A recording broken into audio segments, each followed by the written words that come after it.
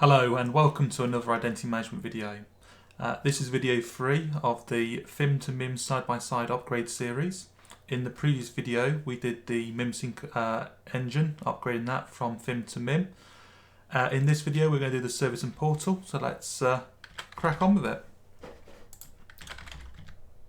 So we're going to start the installation. On the welcome screen we're just going to click next, accept the license agreement, and choose whether you want to join the customer experience or not. We're not going to install the SSPR features on this box because we're going to put them onto a separate box, but we will just change the folder that the MIM installation goes into. Because we want to use the existing database that we've copied from the old environment to the new environment, we're going to point it at the dev IDM service, which we point in using the host header at the new SQL Server, not the old one. The FIM Service Database name stays the same, and we want to reuse the existing database. So we'll click next, and what it's going to do now is just verify that that database exists and it's in a good state. It's just warning us to make sure we back up the database in case anything goes wrong. And you might think, well, we've just copied the database from the old environment to the new environment. But if anything does go wrong during the installation, it's probably easier for you to restore the database than it is to get the database copied again. So it's worth having that backup just in case. We'll just put the mail server in. Notice that there is an option to use the Exchange Online, and this is where if you want to use your Office 365 account to send the emails, you can do that. We'll stick with a self-certificate, and now we'll just put the service account details in.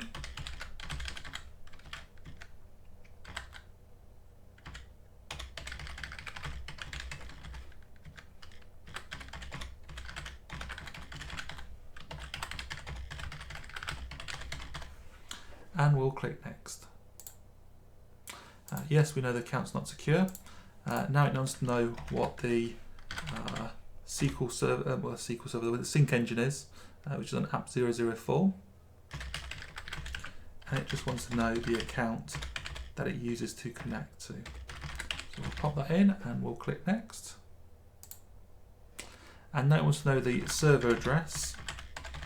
Important that we don't put the HTTP or HTTPS in here, and we can click next. And this is now asking for the SharePoint portal. And I always find it's best if you can just copy it from the browser, because that way you know for 100% you've got it correct. Hit next. Now it wants the registration portal.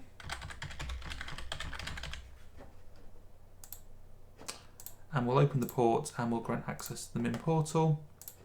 And because we're using the external separate server to run the portals, we just need to put in the service accounts that will run the app pools on the server.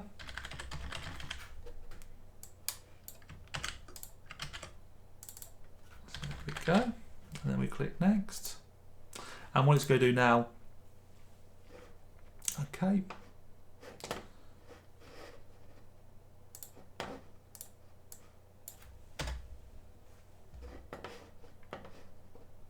I can never remember the command, so bear with me a second while I grab that.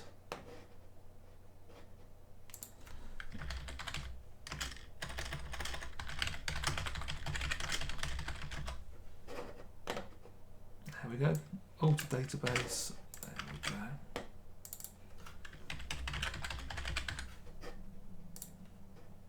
Okay, that's done. So we'll go back to the portal now, and we'll click install.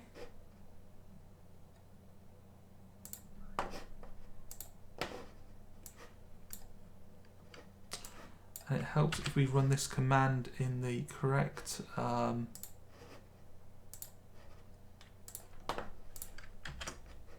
against the correct system. So that's against SQL 002. So we'll go back to the portal box now and click install. And hopefully that will be the only issue we have when it comes to the database. What will happen now is it's going to install the service components onto the server. Then it will install the MIM components and the SharePoint web parts. and then it will upgrade the database from FIM to MIM, and we'll see lots of different boxes pop up while that's happening. And it's just a case of being patient while we wait for these steps to occur. And there's not really much we can do while this is taking place apart from just wait and hope that everything works as we expect it to. So it's now onto the database upgrade.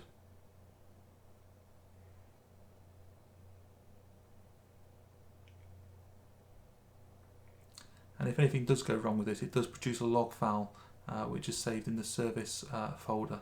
So even though there's a rollback, it doesn't actually get rid of the service folder.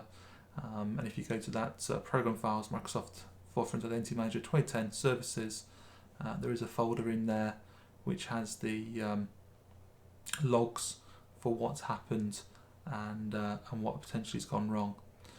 When you're copying a database, I always find it best to get somebody from the SQL team to do it.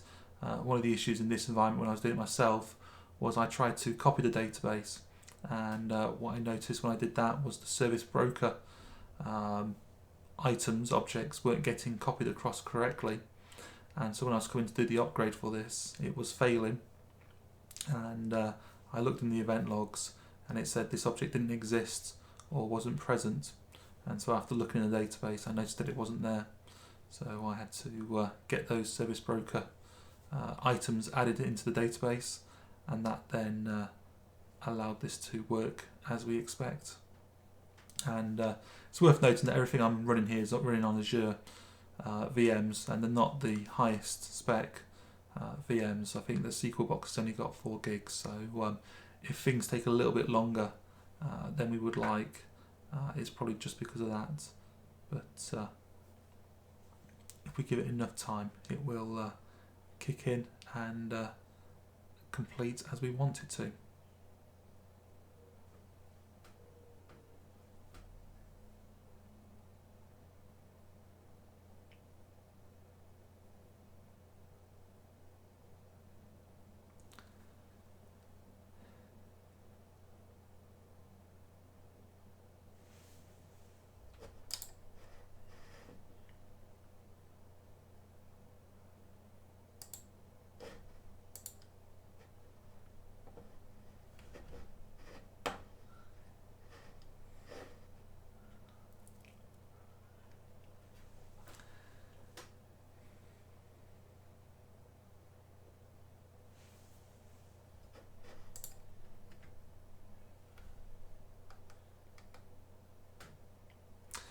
I'm not sure if I had to do something there to make it work or not, but it has now finished updating the databases. It's starting the services, and now it's deploying those solution packs to the SharePoint portal.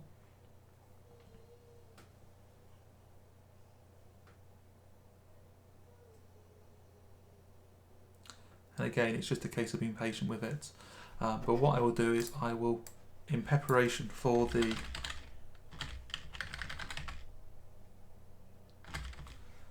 installation finish, get the URL typed in. It won't work if we try and go to it yet because those solution packs haven't finished deploying, but it means as soon as that's complete, we should be able to get the portal open and have a look at it and confirm that it is working, and we can view some data in there.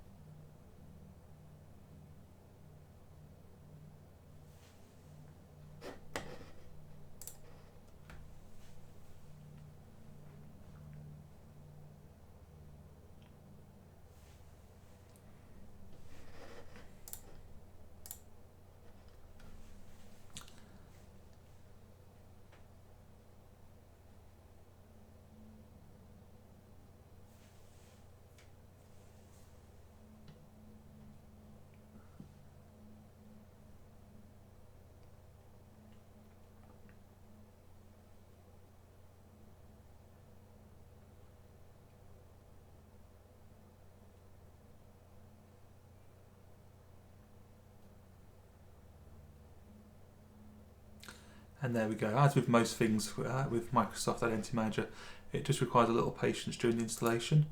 But that's the setup complete.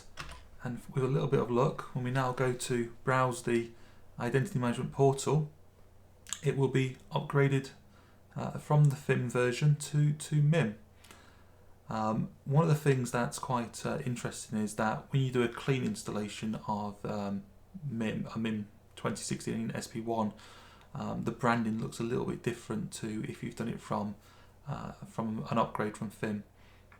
And this is quite nice because it means if you have made those customizations yourself, they're not going to get overwritten when you do your upgrade. What you will need to copy across is any images or any sort of DLLs if you're using MIMWall or any other workflow tools. You'll need to copy those DLLs and put them into the assembly.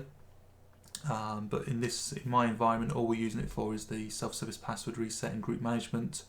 So there's not actually any workflows running that we need to copy those DLLs across for. But if your solution does, it's worth just remembering to get those files copied across. And the first time you load the portal, it always does take a little bit of time because SharePoint's got to build all the files. But brilliant, there we go.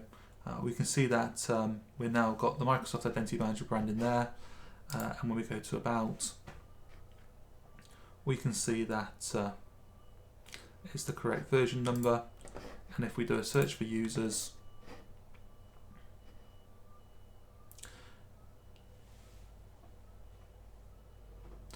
we'll see that all the existing users in the portal are present and ready.